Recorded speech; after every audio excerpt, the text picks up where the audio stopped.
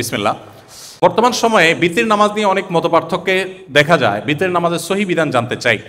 দেখুন, বিতির নামাজের একাধিক পদ্ধতি যেটা আছে, এগুলো সবগুলোই হাদিস সম্মত এবং এগুলো সবগুলো থটগত মতপার্থক্য।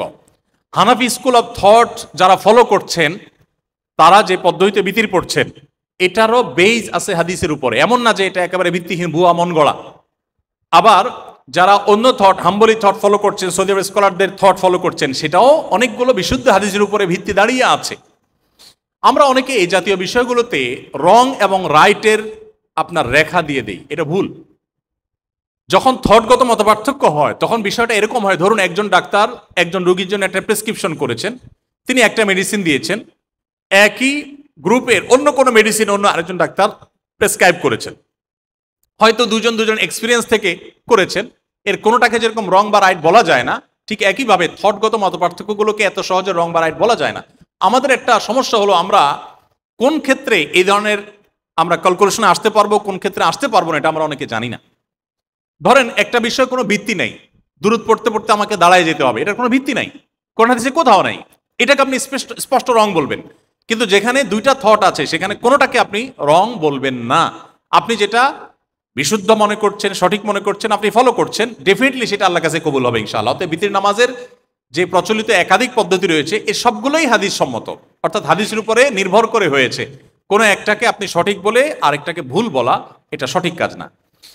আমার বাবা মা আপনার অনেক বয়ান শুনে আমি একটা অবৈধ সম্পর্কে জড়িয়ে গিয়েছি। এখন তাকে বিয়ে করে সব গুনার কাজ ছেড়ে ইসলামে আসতে চাই, কিন্তু আমার বাবা মা এখন বিয়ে দিতে চান না। তাই আপনি তাদের উদ্দেশ্যে কিছু বললে আমি ভিডিও করে আমার বাবা মাকে শোনাবো।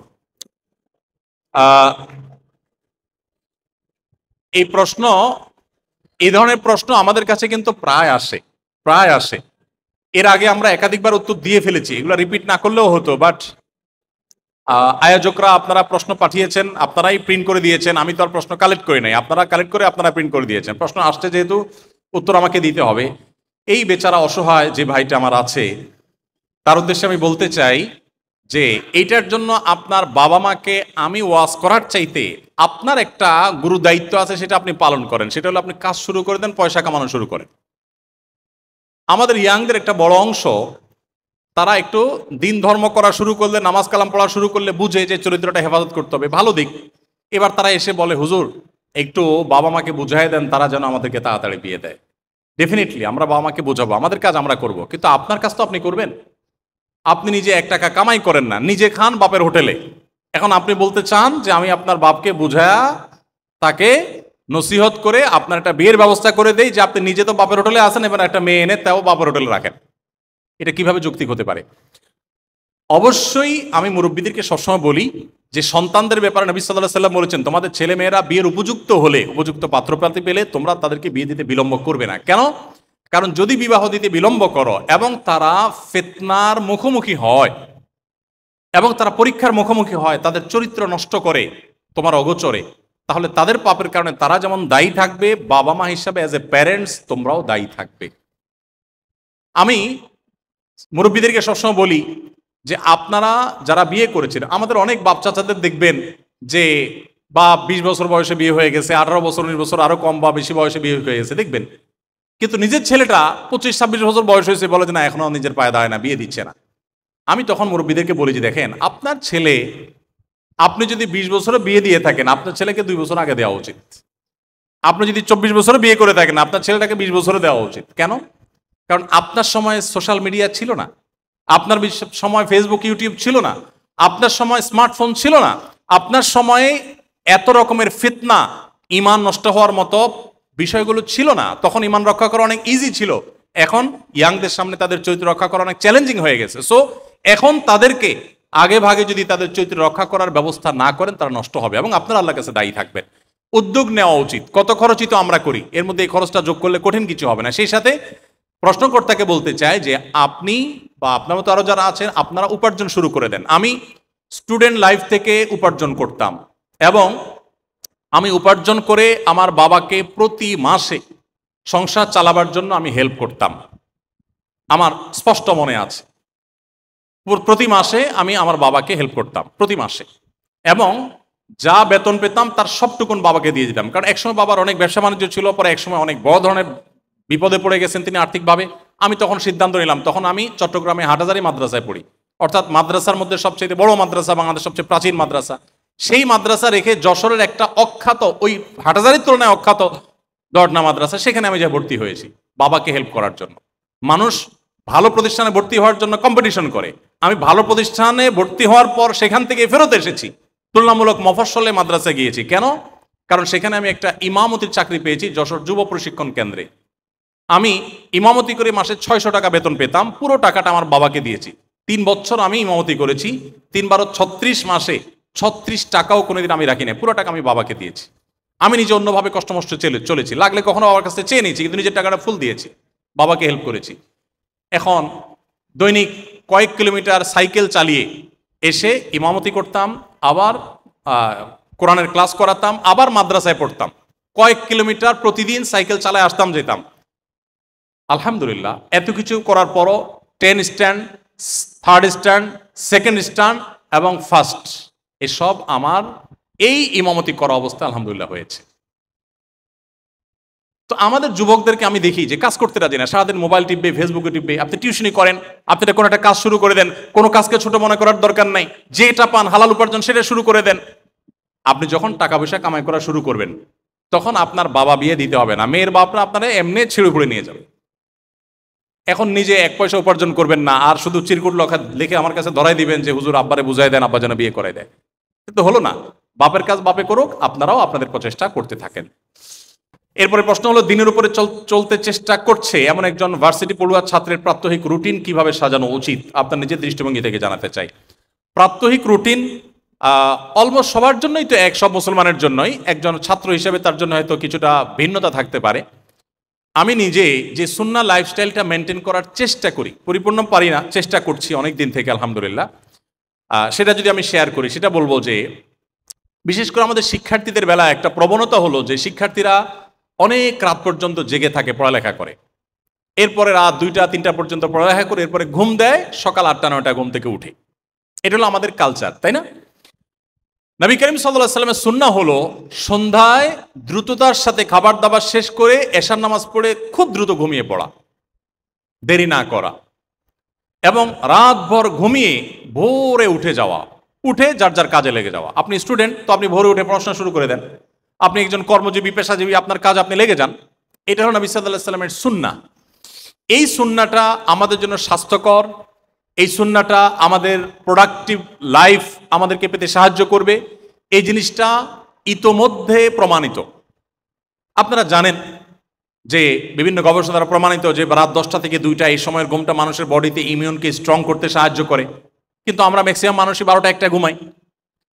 অবাক করা বিষয় হলো যে পৃথিবীর উন্নত যে দেশগুলো যারা উন্নতি করেছেন তারা মুসলিম নন, অথচ উন্নত সেই দেশগুলোর উন্নতির যতগুলো কারণ থাকবে, যদি 100টা কারণ থাকে, তার 100তম কারণ হলেও এই কারণটি থাকবে যে তারা তাদের লাইফস্টাইলটা এমনভাবে তারা করেছে যে তাদেরকে উন্নতির পথে যেতে সাহায্য করেছে। যেমন তারা সন্ধ্যার সাথে সাথে ঘুমিয়ে পড়ে, তারা ভোরে উঠে কাজ শুরু করে। সকালের এই সময়ের জন্য নবী সাল্লাল্লাহু আলাইহি ওয়াসাল্লাম দোয়া করেছেন, আল্লাহুম্মা বারিক লি উম্মতি ফি বুকুরিহা, আল্লাহ আমার উম্মতের সকালের সময়টাতে আপনি বরকত দান করুন। এই জন্য সকালের সময়টাতে ঘুমিয়ে থাকা অনুচিত, কিন্তু আমরা সেই কাজটাই করি।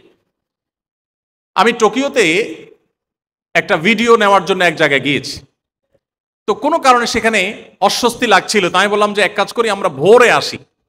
তখন আমার ফ্লাইট ছিল পরের দিন, এয়ারপোর্টে যাওয়ার পথে এখান থেকে আমরা ভিডিওটা নেব। তখন আমাকে প্রবাসী বাংলাদেশি ভাইরা বললেন, ভাই এখন রাত 9টা, এখন রাস্তাঘাট ফাঁকা হয়ে গেছে, আপনি চাইলে এখন দ্রুত যে কোনো জায়গা থেকে আসা যাওয়া করতে পারবেন, মুভমেন্ট করার জন্য ইজি এই টাইমটা।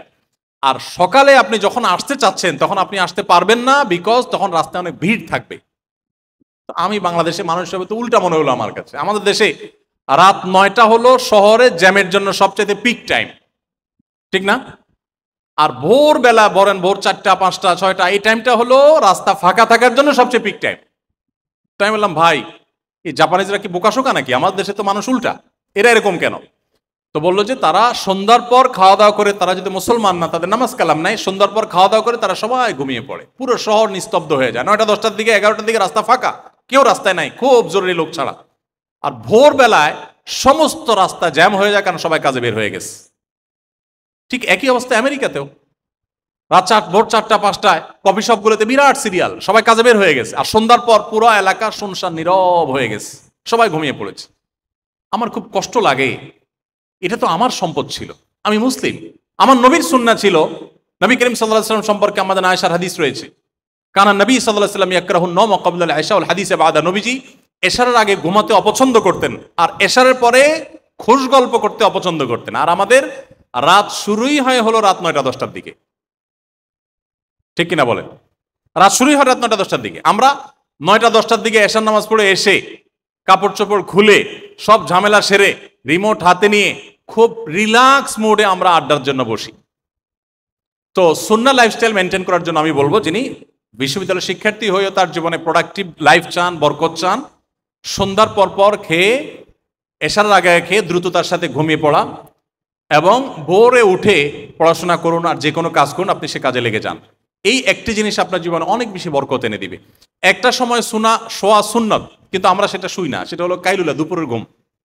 নবী সাল্লাল্লাহু আলাইহি ওয়াসাল্লাম বলেছেন, কিলু ফাইন্না শাইতানা লা ইয়াকিল, তোমরা দুপুরে একটু রেস্ট করবে, ঘুমাবে, শয়তান এই সময় ঘুমায় না। এখানে শয়তান ঘুমায় না, তোমরা ঘুমাবে, এই কথার মধ্যে, বাক্যের মধ্যে ইঙ্গিত রয়েছে যেটা আমাদের স্পিরিচুয়ালি আমাদেরকে অনেক বেশি পাওয়ার দিবে এই জিনিসটা, কিন্তু আমরা সেটা করি না। তো এটা যদি আমরা করতে পারি, অনেক বেশি আমাদের জীবনে ইনশাআল্লাহ বিদিনা বরকত আমরা খুঁজে পাবো। এর বাইরে নামাজের জন্য এটা সহায়ক। আপনি যখন রাতে এশার পর শুয়ে যাবেন, ফজর নামাজ আপনার অটোমেটিক হবে, আপনার ঘুম ভেঙে যাবে, কত ঘুমাবেন আপনি। আবার এগুলোর জন্য আমাদের মোবাইল টিপাটিপির বদভ্যাস আছে, যেটা নিয়ন্ত্রণ করতে হবে।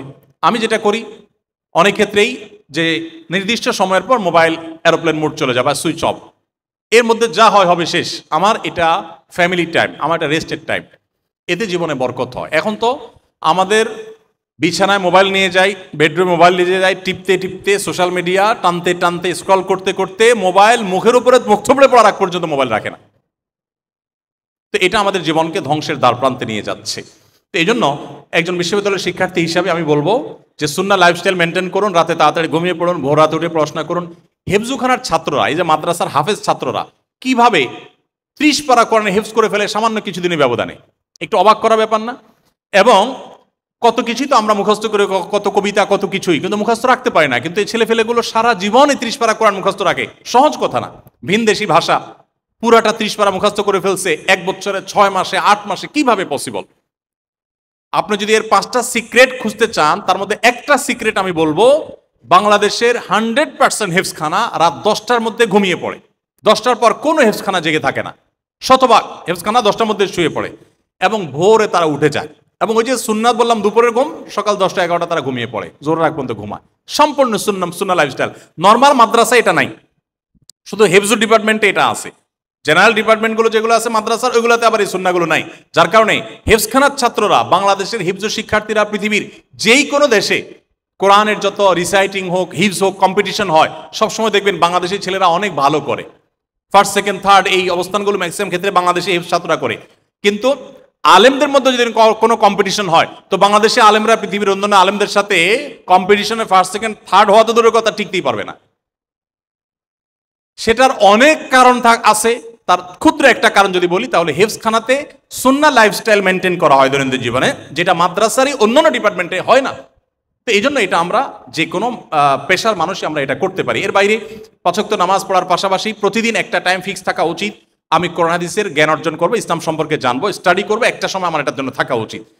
এভাবে যদি আমরা চলতে পারি, সেই সাথে একটা ভালো সোসাইটি, ভালো একটা সার্কেল, যাদের মাধ্যমে দিনী পরিবার, দিনদার মানুষদের সাথে উঠা বসা, দাওয়াতে একটা পরিবেশের মধ্যে থাকলে নিজের ঈমান আমল রক্ষা করা তুলনামূলকভাবে সহজ হবে ইনশাআল্লাহ তাআলা। পরিস্থিতি বিবেচনায় হলের ডাইনিংয়ে মাঝে মধ্যে চুপ করে খাবার খেলে কি গুনাহ হবে? আমি প্রশ্নটা আসলে বুঝতে পারি নাই। মানে হলের মাঝখানে চুপ করে মানে খাবার খাওয়ার, না চুপ করে থাকা খাওয়ার প্রশ্ন কেন আসলো? হ্যাঁ,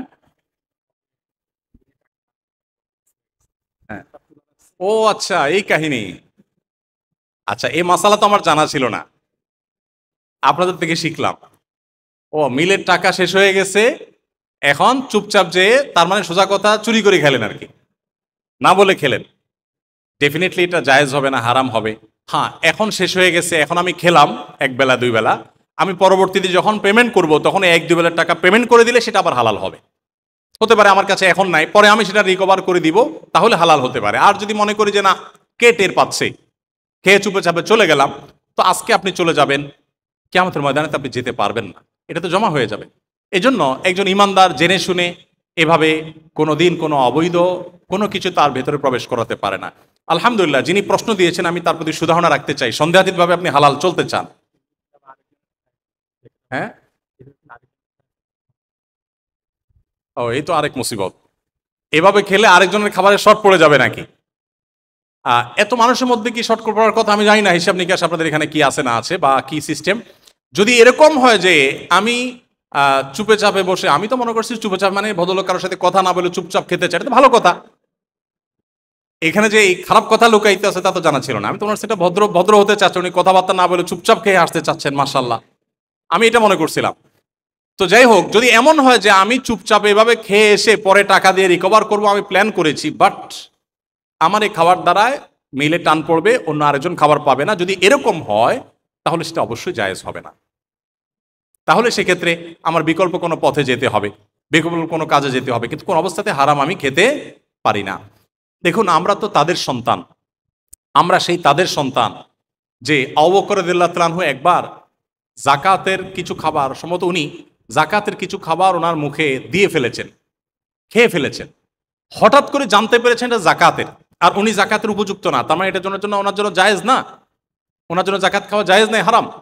যখন খেয়ে ফেলেছেন তারপরে টের পেয়েছেন, উনি ওনার হাত পুরাটুকু গলার ভিতরে দিয়ে যতদূর গেছে উনি ওটাকে ঠেলে বমি করেছেন, গলার ভিতরে হাত দিয়ে বমি করেছেন, করে পেট খালি করেছেন, যে আমার পেট সেখানে হারাম ঢুকবে, আমার শরীরে সেটা গঠন হবে, এটা হতে পারে না, তিনি এটা করতে দেন নাই।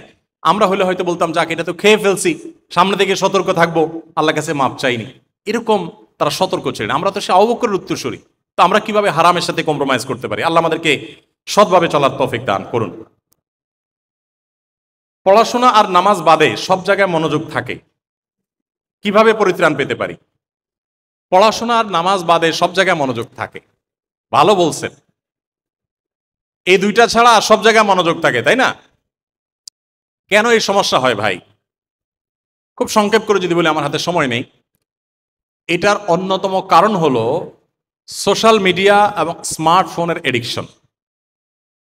এই আসক্তিটা হলো অন্যতম প্রধান কারণ। দেখুন, সোশ্যাল মিডিয়ার আসক্তি থাকবে আর জীবনে আপনার দ্বারা বড় কিছু হবে, জাতি মুসলিম মিল্লাতের কোনো কল্যাণ সাধন করবেন, অসম্ভব। এই দুইটা একসাথে সম্ভবপর হয় না। যারাই পৃথিবীতে চোখ দিয়ে দেখার মতো, আঙ্গুল দিয়ে দেখাবার মতো বড় কোনো কাজ করেছেন, আমি দায়িত্ব নিয়ে বলতে পারি, আপনি তাদের লাইফ আপনি স্টাডি করে দেখেন, তারা কেউ এ জাতীয় কোনো আসক্তিতে পড়েন না, এগুলো থেকে তাদেরকে বাঁচিয়ে রেখেছেন। আমি বাংলাদেশের কিছু সফল মানুষের নাম বলতে চাই, নাম উল্লেখ করলাম না, ব্যবসার ক্ষেত্রে, উদ্যোক্তা হওয়ার ক্ষেত্রে, যারা আপন আপন জায়গায় অল্প বয়সে অনেক দূর পৌঁছে গেছেন, হাজার হাজার লোক কাজ করে তাদের অধীনে, তাদের প্রত্যেকটা প্রতিষ্ঠান গেইন করেছে, অনেক ভালো ভালো জায়গায় চলে গেছে, তাদের মোবাইলে সোশ্যাল মিডিয়ার অ্যাপগুলোই নেই।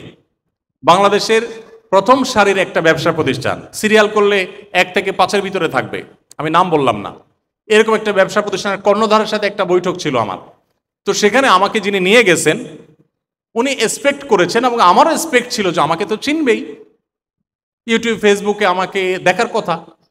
তো আমরা সেখানে কর্ণধার বাপ বেটা ওনাদের সাথে মিটিং করলাম, শুরুতে বসলাম, আমাকে খুব ভালো করে পরিচয় করে দিতে হলো, যিনি নিয়ে গেছেন তিনি ভদ্রলোক আমাকে কোনোভাবে চিনলেন না, পরিচয় দিতে গিয়ে প্রসঙ্গত বললেন যে আপনি হয়তো ওনাকে চিনে থাকবেন, আমার কথা বললেন যে আপনি হয়তো ওনাকে চিনেন। তো সে ব্যবসায়ী ভদ্রলোক বললেন সরি, আমি ওনাকে দেখি নাই কখনো। আমি তখন খুব অপমান বোধ করলাম যে আমাকে দেখে নাই, ফেসবুক ইউটিউবে আমাকে দেখে নাই, কেমন কথা, কি লোকটা আমাকে পাত্তা দিতে চাচ্ছে না নাকি? আমি খুব মনে কষ্ট পাইলাম। পরে উনি বললেন যে সরি, আসলে আমার মোবাইলে কোনো এই ফেসবুক ইউটিউব বা এই জাতীয় কোনো অ্যাপ ট্যাপ নাই। তখন আমি তার প্রতি শ্রদ্ধা অনেক বেড়ে গেল আমার, যে এই জন্যই তিনি এত বড় ব্যবসায়ী হতে পেরেছেন এবং এতগুলো সফল ভালো প্রতিষ্ঠান করতে পেরেছেন, এবং অনেক ব্যবসায়ী ব্যবসা করতে গিয়ে তাদের অনেক দুর্নাম থাকে, এরকম কোনো দুর্নামও নাই, এত ভালো কিছু করতে পেরেছেন বোধহয় এই কারণেই যে এগুলো তিনি নিয়ন্ত্রণ করতে পেরেছেন, তার জীবনে বরকত হয়েছে।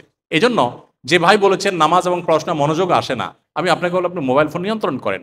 আমি কোনো স্কুলের প্রোগ্রামে গেলে ছোট ছোট বাচ্চারা যদি আসে, দৌড়ায় আসে, আমাকে বলে আপনাকে আমি চিনি, আপনার নাম অমুক না, তখন আমি বাপ মা থাকলে বাপ মাকে ডেকে আনি, এনে বলি যে এই বাচ্চা আমাকে চিনে, এটা খুব খারাপ জিনিস। আপনি অনেক বাপ মা এসে বলে যে ও কিন্তু আপনাকে চিনে, আপনার কথা শুনে সব সময় মনে করে এটা শুনলে আমি খুশি হয়ে যাবো, পাম্পটি দেয়। তো আমি সাথে সাথে বলি যে না, এটা খুবই খারাপ জিনিস, আপনার বাচ্চা আমাকে চিনে, এটা খুব ডেঞ্জারাস সাইন। এর মানে হলো আপনার বাচ্চা মোবাইল ফোনে আসক্ত। আমি আলহামদুলিল্লাহ আল্লাহর কাছে শুকর আদায় করতে পারি, আমার কোনো বাচ্চা মোবাইল ফোনে আসক্তি নেই। আমার 18-20 বছরের বাচ্চা এই পুরো সময় পর্যন্ত, এসএসসি পর্যন্ত তার কাছে কোনো মোবাইল ফোনই ছিল, কোনো মোবাইল ফোন নেই, এবং সে মোবাইল ফোনের প্রতি কোনো আগ্রহও তার নেই। কারণ আমি প্রতিদিন চেষ্টা করি, যখন সুযোগ থাকে প্রতিদিন 1 ঘন্টা মিনিমাম বাচ্চাদের সাথে ব্যাডমিন্টন খেলি, বাচ্চাদের সাথে আমি ক্ষেত করি, ক্ষেতে চাষাবাদ করি, বাচ্চাদেরকে সাথে নিয়ে কাজ করি, আমি বাচ্চাদেরকে সময় দিই। আমার বাচ্চা মোবাইলের দিকে আসক্তি নাই। যারা মনোযোগের অভিযোগ করছেন প্রত্যেককে বলবো, মূল জায়গাটা হলো আমাদের সোশ্যাল মিডিয়ার এডিকশন। এই আসক্তিটা যদি আপনি নিয়ন্ত্রণ করতে পারেন, আপনি দেখবেন নামাজে মনোযোগ আসছে, আপনি দেখবেন পড়াশোনা মনোযোগ আসছে, আপনি সব বাদ দিয়ে ফেলান, দেখবেন ইনশাআল্লাহ অটোমেটিক মনোযোগ আসছে। আল্লাহ তাআলা তৌফিক দান করুন। প্রশ্ন আপনাদের আরো অনেক প্রশ্ন আছে, কিন্তু আমার মনে হয় আমাদের এখানে শেষ করা দরকার। বহু সময় আমরা ব্যয় করেছি। একটা প্রশ্ন র্যাকডে নিয়ে দেখে আসছে, এটা আমি একটু উত্তর দেই। আচ্ছা, সিনিয়র ভাইরা র্যাকডের নামে গান বাজনা সহ অমুসলিমদের সংস্কৃতি চর্চা করে, যেমন রং খেলা, ছেলে মেয়েদের একসাথে রং মাখামাখি করা ইত্যাদি। এসব থেকে ভাইদের কিভাবে বিরত রাখা যায়? কেনই বা তারা সচেতন না? আবার অনেক সময় ভদ্রতা শেখানোর নামে বড় ভাইরা ছোট ভাইদেরকে গালিগালাজ করেন, ফিজিক্যালি আঘাত করেন, এ বিষয়গুলো সম্পর্কে একটু বলবেন। দেখুন, র্যাকডে বিদায়, যে এই বিদায়টা তো বেদনার হওয়ার কথা, বিদায় মানে তো বেদনার। এমনকি মানুষ জেলখানা থেকেও যখন বিদায় নেয়, পরিজনের সাথে দেখা করবে, এই আনন্দ যেমন থাকে, আবার একটা জায়গায় থাকতে থাকতে এক ধরনের মায়াও কিন্তু হয়ে যায়। এটাই তো বাস্তবতা, তাই না? কিন্তু আমার ঠিক বুঝে আসছে না যে আমাদের কলেজ বিশ্ববিদ্যালয় পড়ুয়া শিক্ষার্থী ভাই বোনরা, আপনাদের প্রতি শ্রদ্ধা রেখেই বলছি যে আপনাদের যারা এই র্যাগ ডেতে নাচানাচি করে, গেয়ে নেচে ফুর্তি করে, হই হুল্লোড় করে কাটানোটাকে আপনারা এটাকে অপরিহার্য কালচার বানিয়ে ফেলেছেন। আমার প্রশ্ন হলো যে মানে বিদায়ের সাথে এই হই হুল্লোড় আর আনন্দের মানে বিষয়টা, যোগসূত্রটা কি? আমি এটা খুঁজে পাচ্ছি না। ব্যাপারটা কি এরকম যে আমরা এতদিন সবাই একসাথে ছিলাম, জাহান্নামে ছিলাম, এখন সবাই পৃথক হয়ে যাচ্ছি, আমাদের যে ব্যাচটা এখন বের হয়ে যাচ্ছে বিদায়ী ব্যাচ, তারা জাহান্নাম থেকে মুক্তি পেতে যাচ্ছে, আমাদের কষ্ট থেকে এই খুশিতে তারা হেসে গেয়ে হুল্লোড়, আপনারা হই হুল্লোড় করে খুশি ফুর্তি করে তারা বিদায় নিচ্ছে? ব্যাপারটা কি এরকম? তা আচরণ দ্বারা তো সেরকমই মনে হচ্ছে। এই টাইমটা তো বেদনার, এই টাইমটা তো একে অন্যকে ধরে মিস করবে, তাদের একে অন্যকে আপনার ফিল করার চেষ্টা করবে। প্রিয় ক্যাম্পাস ছেড়ে চলে যাচ্ছেন, প্রিয় স্যারদের ছেড়ে চলে যাচ্ছেন, আপনার সহপাঠীদেরকে ছেড়ে চলে যাচ্ছেন, এই কষ্ট, এই বেদনা, এরকম একটা আবহ থাকবে। সে আবহ না থেকে ধুম ধাড়াক্কা আপনার ঝাঁকানাকা গান, আপনার কি বলে ভারী মেটালের মিউজিক, এরপরে এখন আবার রং মাখামাখি। রং মাখামাখি এটা তো বাংলাদেশে কোনো দোষী মনে করা হয় না। পৃথিবীর কোনো সভ্য সমাজে, এমনকি অমুসলিমদের সমাজেও এই জিনিসটা নাই, এবং এটা থাকতে পারে না। কোনো সভ্য সমাজে এটা থাকতে পারে না যে রং মাখামাখি করে আপনি ফুর্তি করবেন। কেন থাকতে পারে না? কারণ রং মাখামাখি যখন হয় তখন তো বাজ বিচার ছাড়া রং মাখামাখি হয়, তাই না? একটা ছেলে একটা মেয়ের গায়ে রং মাখায় দিচ্ছে, ওই মেয়ে চাচ্ছে না, তারপর তাকে মাখায় দিচ্ছেন, তার প্রাইভেসি নষ্ট হলো না? একজন মানুষ ওই রং মাখামাখির কবলে যদি পড়ে যায়, রিক্সা চড়ে বেচারা কোথাও যাচ্ছেন, আর রং মাখামাখি পাল্লায় পড়লো, সেটা হোলি বলেন অন্য কিছু বলেন, তো ওই বেচারা গায়ে আপনি রং মেখে দিলেন, তার প্রাইভেসি নষ্ট করলেন না? তাছাড়া এই যে রঙের কেমিক্যাল, এগুলো আমাদের ত্বকের জন্য ক্ষতিকর, এগুলো অযৌক্তিক, কিন্তু এই কাজগুলো আমরা করছি ফুর্তির নামে, এমন অনেক কিছু করছি। দেখুন, ইসলাম আমাদের আনন্দের জন্য সব কিছু রেখেছে, আনন্দের বহু জায়গা আছে, এই সমস্ত অবৈধ জায়গায় গিয়ে আমাদের আনন্দ করার কোনো প্রয়োজন নাই। আর তাছাড়া সিনিয়র ভাইয়েরা জুনিয়রদেরকে ভদ্রতার শেখানোর নামে কি বলেছেন যে হ্যাঁ আদব লেহাজ শেখানোর নামে তাদেরকে গালিগালাজ করেন। এই লোক নিজেই তো বেয়াদব, যে জুনিয়রদেরকে গালিগালাজ করে সে তো আস্ত আপাতমস্তক একটা বেয়াদব। এই বেয়াদব আবার কিভাবে মানুষকে ভদ্রতা শিখাবে? এগুলো আসলে কিয়ামতের আলামত, পৃথিবীর ধ্বংসের আলামত। পৃথিবীর পরিণতি যখন শেষের দিকে আসবে, তখন এই অসভ্যরা এসে সভ্যদেরকে ভদ্রতা শিখাতে আসবে। সরি টু সে, আমি এভাবে বলতে বাধ্য হলাম, যেই লোক জুনিয়রদেরকে গালিগালাজ করে আদব লেহাজ শিখায়, সে নিজে আদব লেহাজের কাঙ্গাল, তার বরং আদব লেহাজ শেখা উচিত। এই অসভ্যতা, এটা কখনো কোনো গ্রহণযোগ্য কালচার হতে পারে না। আমাদের শিক্ষা প্রতিষ্ঠান থেকে যেটিয়ে এই কালচারকে বিদায় করার জন্য আমাদের সবাইকে ঐক্যবদ্ধ হতে হবে, সবাইকে ঐক্যবদ্ধ হতে হবে যে এটা কোনোদিন হতে পারে না, কোনো শিক্ষা প্রতিষ্ঠান গ্রহণযোগ্য হতে পারে না। বারবার করে আমাদের প্রশাসনের ভাইয়েরাও তারা এটা নিয়ে উদ্বিগ্ন থাকেন, শিক্ষা প্রতিষ্ঠানের কর্তৃপক্ষ কখনো এগুলো চান না, তারা এগুলোকে নিয়ন্ত্রণ করতে চান, কিন্তু এক শ্রেণীর উচ্ছৃঙ্খল মানুষ তারা সবাইকে জিম্মি করে রেখেছেন। আমরা আমাদের ভেতর থেকে আমরা পরিবর্তনটা করার চেষ্টা করি, আমরা এমন কিছু না করি যে মানুষের বদদোয়া নিয়ে, মনে কষ্ট বেদনা নিয়ে আমরা আমাদের জীবনটা পার করি, এমন যেন না হয়। এই সমস্ত কাজগুলো হারাম, এগুলো অবৈধ, এগুলো বোঝার জন্য মুসলিম হওয়ার প্রয়োজন নাই, কোরআন হাদিসের জ্ঞান থাকারও প্রয়োজন নাই, জাস্ট বিবেক থাকা যথেষ্ট। আল্লাহ আমাদেরকে বোঝার তৌফিক দান করুন। শেষ প্রশ্ন, একজন বয়স্ক 60 মহিলা শারীরিকভাবে অসুস্থ, একসময় তার পর্যাপ্ত টাকা ছিল, হজ করার মতো কিছু এখন নেই, তার হজে যেতে হলে নিজের সাথে যাওয়ার মতো আর্থিকভাবে সামর্থ্য এবং মাহরাম কোনোটাই নেই, তার সামান্য কিছু জমি অবশিষ্ট আছে, সে জমি বিক্রি করে যাওয়া কি উচিত?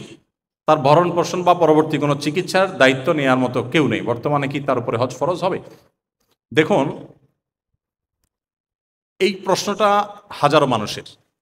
আমি আলোচনার মধ্যে বলেছি আরাফাতে, আমি গত কয়েক বছর আগে, বেশ কয়েক বছর আগে একদিন আরাফাত থেকে ফিরে এসে মুজদালিফা থেকে ঈদের দিন সকালে জামারাতে পাথর মারার দিকে যাচ্ছি, সবাই লক্ষ লক্ষ হাজি একদিকেই মুভ। তো আমি একটা পাহাড়ের পাদদেশে একজন বৃদ্ধকে দেখলাম শুয়ে আছেন, গভীর ঘুম, ঘুমের স্টাইল দেখে বোঝা যাচ্ছে উনি গত 1-2 দিন ধরে এই জায়গাতে মনে হয় আছেন, আশপাশটা দেখে বোঝা যাচ্ছে, ব্যাগ ট্যাগ ওইভাবে, এবং ওনার ব্যাগের মধ্যে বাংলাদেশের পতাকা দেখে বুঝলাম আমার দেশি চাচা। গেলাম কাছে, যা গায়ে হাত দিয়ে বললাম, বাবাজি আপনি এখানে আছেন, আপনি মুজদালিফায় যান নাই, রাত্রে ছিলেন না? বলেন আমি তো এখানে 2-3 দিন ধরে আছি। তাই বললাম আপনি আরাফাতে যান নাই? বলে না না, আমি এখানে আছি 2-3 দিন ধরে। তাই বললাম বাবা, হাদিসে আসছে হজই হলো আরাফাতে অবস্থান, আল হজ্জ আরাফা, আরাফাতে অবস্থান করাটাই হলো হজের মূল কাজ, ফরজ কাজ। তাহলে আপনার হজই তো হয় নাই আপনি এখানে বসে থাকলে। আমাকে কি জবাব দিয়েছে জানেন? বৃদ্ধ লোকটা আমাকে বললো, তোমারে বলছে বেটা হজ হবে না, বাংলাদেশ থেকে এত টাকা খরচ করে আসছে, আমি হজ হবে না, তুমি বললেই হয়ে গেল। উনি আমাকে একেবারে তুড়ি মেরে উড়িয়ে দিলেন। পরে আমি দেখলাম কথা বাড়াইলে মাইদুরে খাওয়া লাগতে পারে, আমি চলে গেলাম। বাট এটা আমার দেখা ঘটনা। তো বাংলাদেশ থেকে বৃদ্ধ বয়সে মানুষ হজ করতে যায়, খুবই দুঃখজনক। হজ করার পারফেক্ট বয়স হলো যখন আপনি শক্ত থাকবেন তখন, কারণ এটা পরিশ্রম সাধ্য একটা কাজ, মাইলকে মাইল হাঁটা লাগবে আপনাকে, বৃদ্ধ মানুষরা পারে না। এটা আমাদের ভুল। কেন ভুল? কারণ আমরা অনেকে মনে করি যৌবন বয়সে হজ করে ফেললে আর এই অবৈধ উপার্জন, 2 নম্বর কাজ, হারাম কাজ, আকাম কুকাম এগুলো মনে করা যাবে না। আমি বলি এটা ভুল মাসালা। কে বলছে আপনাকে হজ করলে আর আকাম করা যাবে না? কোথায় পাইছে? আমি কোরআন হাদিসে কোথাও আজ পর্যন্ত খুঁজে পাই নাই এরকম কোনো কথা লেখা আছে যে হজ করলে আর কোনো অপকর্ম করা যাবে না। কে বলছে আপনাকে? অপকর্ম হজ করলেও করা যাবে না, হজ না করলেও করা যাবে না। ব্যাপারটা বুঝাতে পারছি? তো আমরা ধরে রেখেছি যে আমরা কিছু অপকর্ম করে নেই, উল্টাপাল্টা করে নেই, এরপর বৃদ্ধ বয়সে একটা হজের সিল মেরে আল্লাহ কাছে চলে যাব, আল্লাহ আগেরগুলোর সব তো ভুলে যাবেন। এরকম কোনো সিস্টেম আসলে নেই। এটা খুব দুঃখজনক। এখন যাদের হজ ফরজ হয়ে গেছে, যেমন এই যে প্রশ্নকর্তা যেমন বললেন, মহিলা হোক আর পুরুষ হোক, একটা সময় আপনার কাছে হজ করার মতো টাকা ছিল, ধরুন আজ থেকে 10 বছর আগে, বেশি না 7-8 বছর আগেও যদি চলে যায় আমরা, মাত্র 3-4 লাখ টাকা হজ করা যেত। এমনকি কোভিডের আগেও যদি চলে যায়, অনেক অল্প টাকায় 4 লাখ টাকা হজ করা যেত একসময়। আরো আগে যদি চলে যায় 8-10 বছর আগে 2 লাখ টাকা হজ করা যেত। তখন আপনার কাছে 2 লাখ 3 লাখ টাকা ছিল, আপনি চাইলেই টাকাটা জমা দিয়ে হজে যেতে পারতেন, বাট আপনি যান নাই। কেন যান নাই? করছি, পরে করব, এরকম করে অপেক্ষা করেছেন। এর মধ্যে আপনার আর হাতে টাকা নেই। এখন কি হবে? উত্তর হলো এখনো আপনার উপর হজ ফরজই থাকবে। আপনি কিভাবে করবেন সেটা আপনি জানেন, লোন করে করেন, জমি বিক্রি করেন, আপনাকে করতেই হবে, বিকজ আপনার উপর হজ আগেই ফরজ হয়ে গেছে, আপনি নিজে সেটাকে কঠিন করেছেন। এখন যে কোনো মূল্যে আপনার হজ করতে হবে, হজ ফরজ হয়ে গেছে আপনার উপর। নবী করিম সাল্লাল্লাহু আলাইহি সাল্লাম বলেছেন, তোমাদের কারোর যখন হজ করার সামর্থ্য হয় তখন সে যেন 1 দিনও বিলম্ব না করে, অর্থাৎ 1 বছরও বিলম্ব না করে। কেন? কারণ ফাইন্নাহু লা ইয়াদরি মা ইয়াহদুসু লাহু, কারণ সে জানে না তার জন্য কি অপেক্ষা করছে, কোনো দুর্ঘটনা, কোনো বিপদ আপদের জন্য, সময় থাকতে যেন সে হজ করে ফেলে। এজন্য এই ভদ্র মহিলা, এই বৃদ্ধা মা, তার প্রশ্নের উত্তর হলো তাকে যে কোনো মূল্যে হজ করতে হবে। তিনি কিভাবে বাঁচবেন? আল্লাহ তাআলা তাকে বাঁচার তৌফিক দিবেন, বাঁচার জন্য কোনো চেষ্টা তার মধ্যে থাকবে, কিন্তু তাই বলে তিনি হজ না করে থাকবার সুযোগ নেই। প্রয়োজনে তিনি সন্তানদের বা আত্মীয়স্বজনকে উপদেশ দিয়ে, ওসিয়ত করে, অনুরোধ করে তাদের কারোর মাধ্যমে হলেও হজের ব্যবস্থা করতে পারেন। ফিজিক্যালি যদি তিনি অক্ষম হন তাহলে কোনো ব্যক্তিকে তার তরফ থেকে হজ করতে পাঠাবেন, তাতেও তিনি দায়মুক্ত হবেন, আর তা না হলে তিনি দায়ী থাকবেন। হজ এমন একটা ইবাদত যেটা খুব প্রেমময়। হজ অনুভব করে মানুষ, হজের স্মৃতি মানুষ কখনো ভুলতে পারে না। অন্য অনেক স্মৃতি ভুলে যায়, আমরা অনেক জায়গায় হয়তো ভ্রমণ করি, সেই স্মৃতিগুলো আমাদের খুব বেশি নাড়া দেয় না, হজের সফর সবসময় নাড়া দেয়। এই জন্য হজের সফরটা এটাকে বোঝা মনে না করা, বরং এটাকে একটা অর্থবহ ইবাদত মনে করা। দেখুন, হাজি সাহেবরা হজের শুরুতে লাব্বাইক বলে না, তালবিয়া পড়ে কি দিয়া? লাব্বাইক আল্লাহুম্মা লাব্বাইক। লাব্বাইক মানে কি? লাব্বাইক আমরা ক্লাসে যখন স্যাররা রোল কল করেন, আমরা যেরকম বলি ইয়েস স্যার, প্রেজেন্ট স্যার ইত্যাদি, এটাই আরবিতে হলো লাব্বাইক। এখন প্রশ্ন হলো, হাজিরা যে লাব্বাইক বলছেন তাদেরকে কে রোল কল করছে? তারা যে লাব্বাইক বলল, আল্লাহ কোথায় রোল করেছেন, কল করেছেন, কখন করেছেন? আল্লাহ কোরআনে বলেছেন, দেখুন মিলান আপনি কোরআনের সাথে। আল্লাহ বলেছেন ওয়াদ্দিন ফিন্নাসে বিল হজ। ইব্রাহিম আলাইহিস সালামকে আল্লাহ বলেছেন যে উনি যখন কাবা পুনর্নির্মাণ করেছেন মক্কায় 4500 বছর আগে, পুনর্নির্মাণ করার পর আল্লাহ বলেছেন আপনি মানুষের মাঝে, গোটা বিশ্বের মানুষকে হজে আসার জন্য আহ্বান করুন, ঘোষণা দেন। তখন তিনি সাফা পাহাড়ে, সম্ভবত সাফা পাহাড়ে পাশেই এটার চূড়ায় উঠে, হে বিশ্ববাসী, হে লোক সকল, আল্লাহর নির্দেশে আল্লাহর এই ঘর পুনর্নির্মাণ আমি করেছি, যেটা পৃথিবীর প্রথম ঘর, পৃথিবীর সেন্টার পয়েন্ট। তোমরা সবাই এই ঘরে আসো, এখানে ইবাদত করো, এই ঘরের ভিজিট করো, জিয়ারত করো, হজ করো। আল্লাহর আহ্বান তিনি পৌঁছে দিয়েছেন। একটা বিষয় যদি আমরা লক্ষ্য করি, 4500 বছর আগে সোশ্যাল মিডিয়া তো দূরের কথা, স্মার্টফোন তো দূরের কথা, আধুনিক যোগাযোগ মাধ্যমের কিছুই ছিল না তখন আল্লাহ ওনাকে বলছেন যে আপনি ঘোষণা দেন।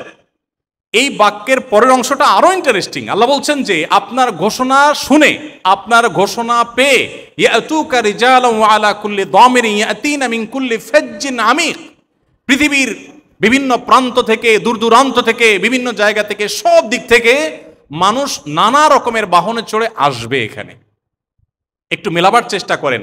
এখন যদি আল্লাহ আমাদেরকে এরকম নির্দেশ করতেন যে তুমি মানুষদেরকে ঘোষণা দাও, তাহলে আমি চিন্তা করতাম যে সারা বিশ্বে মানুষের কাছে ঘোষণা দেওয়ার একমাত্র মাধ্যম ফেসবুক। সো আমি একটা স্ট্যাটাস দিয়ে দিতাম যে হে লোক সকল, আল্লাহ নির্দেশ করছে তোমাদের হজ করতে আসতে, তাই না? কিন্তু ইব্রাহিম আলাইহিস সালাম যেটা করলেন, এটা বাহ্যিকভাবে কোনো লজিকে কুলায়? দেখেন তো, কোনো যুক্তিতে কুলায়? সাফা পাহাড়ে দাঁড়িয়ে যখন তিনি ঘোষণা করছেন, তখন মক্কাতে তিনি, তার স্ত্রী হাজের এবং তার ছেলে ইসমাইল ছাড়া আর কোনো মানুষ সেখানে নাই। তাদের সাথে সামান্য কয়েকজন ব্যবসায়ী যুক্ত হয়েছেন, যারা ওই মক্কা দিয়ে যাচ্ছিলেন। যে মক্কা ছিল জনমানব শূন্য বিরান ভূমি, জাস্ট পাহাড়ি এলাকা, পাখি ছাড়া, কোনো জীবজন্তু ছাড়া কোনো মানুষের সেখানে আবাসন ছিল না। ওই জায়গায় দাঁড়িয়ে ঘোষণা দিয়েছেন, হে লোক সকল তোমরা আসো। খুব অবাক করা বিষয় না? তার ঘোষণা কে কে শুনবে, কোত্থেকে শুনবে? কিন্তু ঘোষণা পৌঁছেছে না পৌঁছে নাই? ইব্রাহিম ইসলামের আহ্বান কি পৃথিবীর প্রতিটা প্রান্তরে পৌঁছেছে না পৌঁছে নাই? আল্লাহ বলেছেন ঘোষণা দেন। উনি দাঁড়িয়ে ওই বিরান ভূমির পাহাড়ে দাঁড়িয়ে খালি গলায় ঘোষণা দিয়েছেন। সেই ঘোষণা আল্লাহ তাআলা পৌঁছে দিয়েছেন। শুধু পৌঁছে দিয়েছেন তা না, 4500 বছর পর এখনো পৌঁছাচ্ছেন। আপনি কি এটাকে মিরাকল বলবেন না? এটা কি কোরআনের মিরাকল না? অতএব সেই ডাকে, ওই যে উনি ডাক দিয়েছেন তোমরা আসো, রোল কল করেছেন আল্লাহ নির্দেশে, সেই নির্দেশে সাড়া দিয়ে 4500 বছর এখন আমি বাংলাদেশ থেকে যাওয়ার সময় বিমানে বসে বলতেছি লাব্বাইক। ওই যে ডাক দিয়েছেন আমি বলতেছি ইয়েস, আমি হাজির আছি। হজের ইবাদত এত প্রেমময়, কিন্তু আমরা সেটাকে বৃদ্ধ বয়সের জন্য রেখে দিই। যখন কোনো ফিলিংস থাকবে না, চেষ্টা করার শক্তি থাকবে না, তখন আমরা রেখে দিই। এই জন্য আল্লাহ আপনাদেরকে যখন কর্মজীবনে যাবেন, আপনারা শিক্ষার্থী ভাইরা, যখন আল্লাহ তাআলা তৌফিক দিবেন, টাকা পয়সা দিবে, সব কিছুর আগে হজ করার মতো সামর্থ্য হয়ে গেলে শুরুতেই হজ করে ফেলবেন। ইন্দোনেশিয়ান, মালয়েশিয়ান হাজিদেরকে দেখা যায় ইয়াং বয়সে সব হজ করতে আসে, কিন্তু খুব অবাক করা বিষয় যে আমার দেশ থেকে সবাই বৃদ্ধ বয়সে হজ করে। এটা খুবই দুর্ভাগ্যজনক এবং অনুচিত একটা কাজ। যাই হোক, খোলাসা কথা হলো, ইয়াং বয়সে বা আপনার যখন শক্তি সামর্থ্য ছিল, হজ করার মতো টাকা ছিল, বাট আপনি হজ করেন নাই, হজ কিন্তু আপনার উপরে ফরজ হয়ে গেছে। এরপরে আপনি যদি বলেন আর টাকা নাই, এখন তো 7-8 লাখ টাকা লাগে, এই অজুহাত আপনার আল্লাহর কাছে গ্রহণযোগ্য হবে না। আপনার তখন হজ কেন করেন না, এখন আপনি কিভাবে করবেন আপনি জানেন, আপনাকে হজ করতেই হবে যে কোনো মূল্যে। আল্লাহ তাআলা আমাদেরকে বোঝার তৌফিক দান করুন। আপনাদের অনেকগুলো প্রশ্ন, আমার মনে হয় শত প্রশ্ন আছে, এগুলোর উত্তর আমি দিতে পারলাম না, কিন্তু আমি প্রশ্নগুলো নিয়ে যাচ্ছি ইনশাআল্লাহ। আমাদের পেজে শুক্রবারে যে লাইভ হয়ে থাকে রাত 8টার পর, সে লাইভে, রাত 9টার পর সে লাইভে, অথবা পরবর্তীতে কোনো মিডিয়াতে বা কোনো প্রোগ্রামে আপনাদের প্রশ্ন উত্তরগুলো আমি দিয়ে দিব ইনশাআল্লাহ। যেহেতু আপনারা কষ্ট করে প্রশ্নগুলো লিখেছেন এবং একত্র করেছেন, এগুলো আমি ফেলে দিব না, আমি নিয়ে যাচ্ছি ইনশাআল্লাহ। এই ওয়াদা থাকলো। আমরা যে কথাগুলো শুনলাম, অনেক সময় ধরে কথা বলেছি, এত লম্বা সময় কথা বলবো আমার আশা ছিল না, বাট হয়ে গেছে কথা। আল্লাহ তাআলা আমাদেরকে উপকারী কথাগুলো অনুযায়ী আমল করার তৌফিক দান করুন। আমরা সবাই ভালো মুসলিম হওয়ার চেষ্টা করব তো ইনশাআল্লাহ। আল্লাহ আমাদের সবাইকে সে তৌফিক দান করুন। আমরা আদর্শ মুসলিম হব, মুসলিম মিল্লাত বিশ্ব মানবতার জন্য আমরা ভূমিকা রাখবো, তাদের কল্যাণে কাজ করব, আমাদের আল্লাহকে সন্তুষ্ট করে অ্যাজ এ মুসলিম আমি ইসলামকে জানার চেষ্টা করব, নিজেকে পারফেক্ট মুসলিম করার চেষ্টা করব। আল্লাহ তাআলা আমাদের সবাইকে আমল করার তৌফিক দান করুন। জাযাকুমুল্লাহ খাইর ওয়া আখিরু দাওয়ানা আলহামদুলিল্লাহি রাব্বিল আলামিন। জি বাবা, আপনি কি সংকল্প করেছেন আপনার জীবনে যে আজকের আলোচনা থেকে আপনি উদ্বুদ্ধ হয়ে এই প্ল্যান করেছেন? এরকম কেউ থাকলে একটু হাত তোলেন। আমার তরফ থেকে পুরস্কারের ব্যবস্থা আছে। নতুন কিছু শিখেছেন, আগে জানতেন না, আজকে নতুন করে জানলেন, এরকম কিছু বলতে পারলেও পুরস্কার পাবেন। আর আজকের এই সেশন থেকে, আজকের এই নাসিহা সেশন থেকে, প্রোগ্রাম থেকে আপনি আপনার জীবনে কোনো একটা ভালো কাজের সংকল্প করেছেন বা কোনো মন্দ কাজ ছাড়ার সংকল্প করেছেন, আপনার ভিতরে কোনো পরিবর্তনের প্ল্যান করেছেন, এই নিয়ত যারা করেছেন তারা একটু নিয়তগুলো শুনাই দিবেন। আচ্ছা, ওই পেছনের হাত আগে উঠছে, হ্যাঁ আপনি দাঁড়ান, একটু জোর করে চিৎকার করে বলেন তো, সময় কম।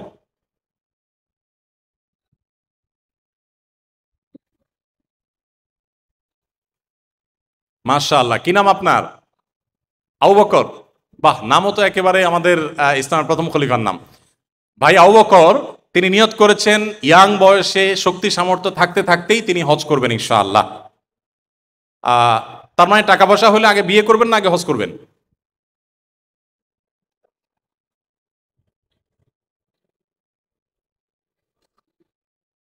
জি,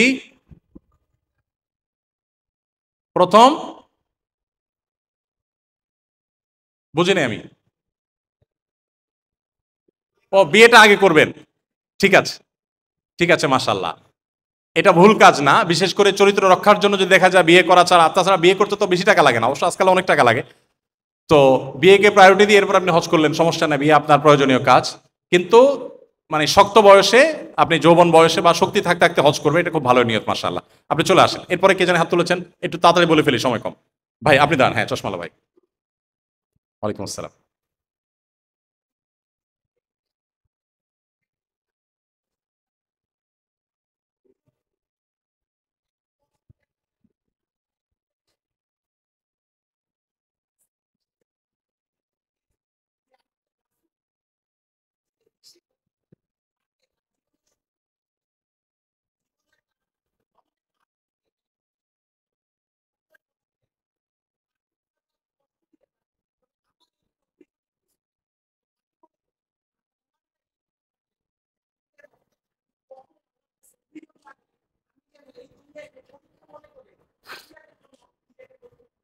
মাশাআল্লাহ, মাশাআল্লাহ, জাযাকাল্লাহ খাইর। আপনি চলে আসেন, আপনাকে আমরা পুরস্কৃত করি। খুবই গুরুত্বপূর্ণ একটা পয়েন্ট। নবী সাল্লাল্লাহু আলাইহি ওয়াসাল্লাম বলেছেন, ইন্নাল্লাহা ইযা হাব্বা কওমান ইবতালাহুম। আল্লাহ যখন কোনো মানুষকে পছন্দ করে তখন তাকে পরীক্ষায় ফেলেন। সবচেয়ে বেশি বিপদগ্রস্ত পৃথিবীতে নবী রাসূলগণ ছিলেন। আল্লাহ তার প্রিয় বান্দা হলে খুব বেশি সুখী করেন, ব্যাপারটা কিন্তু সেরকম না। আমাদের স্টুডেন্টদের মধ্যে অনেকে ডিপ্রেশনে ভুগে, হয়তো কাঙ্ক্ষিত রেজাল্ট হয় নাই, চাকরি হয় নাই, অনেকে আত্মহননের পথে চলে যায়। খুবই মূর্খতা সুলভ একটা কাজ, খুবই অযৌক্তিক একটা কাজ। আমার কোনো রেজাল্ট আমার জীবনের সব কিছুকে নিরূপণ করে দেয় না। কোনো একটা ফলাফল খারাপ হতে পারে, এরপর আমার জীবনে ভালো কিছু হতে পারে, বরং বেশিরভাগ ক্ষেত্রে এরকমটাই দেখা যায়। এজন্য ইমানদার ধৈর্য ধারণ করবে এবং কোনো বিপদে ভেঙে পড়বে না, ডিপ্রেসড হয়ে নিজেকে শেষ করবে না। মাশাআল্লাহ, খুব ভালো একটা শিক্ষা আপনি গ্রহণ করেছেন। চলে আসেন। আর কেউ? আমরা একটু কুইক বলে ফেলি। হ্যাঁ, লাল শার্টালা ভাই, হ্যাঁ প্লিজ।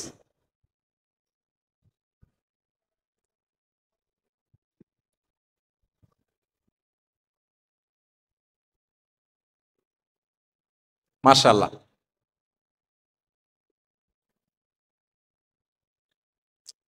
আচ্ছা, মাশাআল্লাহ, ধন্যবাদ। কি নাম আপনার? চলে আসেন। আহ, এরকম মুখস্থ শিক্ষা না, আমি আর একটু স্পেসিফিক করে দিই। আপনি কোরআন বা হাদিসের কোনো বক্তব্য কোট করবেন, যেমন ভাই কোট করেছেন, এটা ভালো, তার মানে মনোযোগ দিয়ে শুনেছেন। উনি বলেছেন যে ডক্টর আব্দুল্লাহ জাহাঙ্গীর রহমাল্লাহর একটা বক্তব্য আমরা বলেছি, ইসলামী বিশ্ববিদ্যালয় কুষ্টিয়ার প্রফেসর ছিলেন, স্যার বলেছেন যে আমার ইসলাম নিয়ে পড়াশোনা করা, পিএইচডি করা, অধ্যাপনা করা সব কিছুর নির্যাস হলো দুই লাইন। একটা হলো যে ইমান এবং ফরজ কাজগুলোর পরে আল্লাহকে বেশি খুশি করা যায় মানুষ উপকার করলে, আর কুফরির পর হারাম, বড় বড় হারাম কাজগুলোর পর আল্লাহকে সবচেয়ে বেশি, আল্লাহ সবচেয়ে বেশি অসন্তুষ্ট হন মানুষের ক্ষতি করলে, কষ্ট দিলে। এজন্য ভালো মুসলিম হওয়ার জন্য, মুত্তাকি হওয়ার জন্য মানুষের উপকার করা, ফরজ ইবাদতগুলোর পাশাপাশি মানুষ উপকার করা, কারোর যেন কষ্ট না হয় সেদিকটা খেয়াল রাখা, এটা হলো খুব গুরুত্বপূর্ণ একটা ব্যাপার। আপনার বাসায় চিংড়ি মাছ আনা হয়েছে, চিংড়ি মাছের মাথা খোসাগুলো আছে, গন্ধ ছড়াচ্ছে, আপনি কি করলেন? পলিথিনটা বেঁধে আপনার দরজার বাইরে রেখে দিলেন। কেন? যাতে আপনার বাসায় গন্ধ না হয়। এবার গন্ধটা কোথায় হচ্ছে? সিঁড়ির রুমে হচ্ছে। আপনার পাশে ফ্ল্যাটের ভদ্রলোক বের হয়ে নাকে হাত দিতে হচ্ছে, সব মানুষগুলো হাত দিতে হচ্ছে, তাহলে কষ্টটা আপনি অন্যদেরকে দিচ্ছেন নিজে বাঁচার জন্য। এসব বিষয় আমাদের বিবেকেও আসে না যে আমি মানুষকে কষ্ট দিচ্ছি এবং হারাম কাজ করছি। তো ভাই এই শিক্ষাটা গ্রহণ করেছেন আজকে, মানুষকে কষ্ট না দেওয়া, মানুষ উপকার করা। ধন্যবাদ। আর কেউ? একটু কুইক কুইক বলে ফেলি আমরা। জি, পাগড়িওয়ালা ভাই।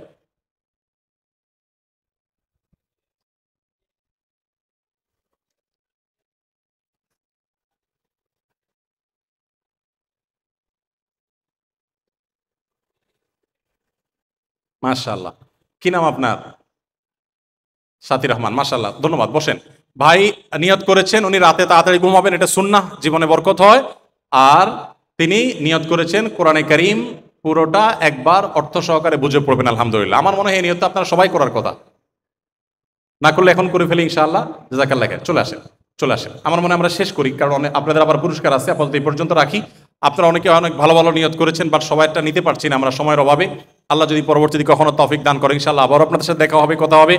আমি আবারও কৃতজ্ঞতা জানাচ্ছি আমাদের সময়ত অধ্যক্ষ মহোদয় এবং শিক্ষকবৃন্দ, আমার শিক্ষক তুল্য শিক্ষকবৃন্দ এবং আমাদের শিক্ষার্থী ভাইদেরকে, আপনারা আমাকে সুযোগ করে দেওয়ার জন্য। আমি যদি কোনো ভালো উপকারী কথা বলে থাকি তাহলে সেটার উপর আপনারা আমল করবেন। যদি কোনো ভুল কথা বলেছি বলে মনে হয় সেটা অবশ্যই অ্যাভয়েড করবেন, বর্জন করবেন। আল্লাহ আমাদেরকে এখানে যেরকম একত্র হওয়ার তৌফিক দিয়েছেন, ঠিক একইভাবে জান্নাতুল ফেরদাউসের আঙ্গিনে আল্লাহ আমাদেরকে আমাদের প্রিয় নবীর সাথে একত্র হওয়ার তৌফিক দান করুন এবং আমাদের সবাইকে আল্লাহ তাআলা গুড মুসলিম হওয়ার তৌফিক দান করুন, আদর্শ মানুষ হওয়ার তৌফিক দান করুন, ইউনিক যুবক হওয়ার তৌফিক দান করুন। ইউনিক যুবক বলতে যে যুবক হারাম রিলেশন করে না, হারাম কাজ করে না, অবৈধ পথে যায় না, যে যুবক সমাজের ভিন্ন কিছু করার চেষ্টা করে, সেরকম কিছু করার তৌফিক দান করুন। আপনারা অনেকে আছেন যে আপনাদের এই বয়সে আলহামদুলিল্লাহ আমাদের এখন আসুন্নাহ ফাউন্ডেশন আপনারা দেখছেন আমরা অনেক চ্যারিটি করে থাকি। আমি আপনাদের এই বয়স থেকে অনেক চ্যারিটি কাজ করতাম। আমার ক্ষুদ্র উপার্জন তখন থেকে আমি মানুষের কাছ থেকে টাকা নিয়ে আমি মানুষের কল্যাণের কাজ করা শুরু করেছি। আল্লাহ তাআলা এখন হয়তো অনেক বেশি টাকা করার সুযোগ দিচ্ছেন, বাট শুরুটা তখন থেকে হয়েছে। সো আপনারা এখন থেকে সমাজমুখী, মানুষ উপকার হয় সেরকম কাজ করবেন, নিজেকে ভালো মানুষ করবেন, সততার পথে আসবেন। এই উদাত্ত আহ্বান আপনাদের প্রতি রইল। ধন্যবাদ।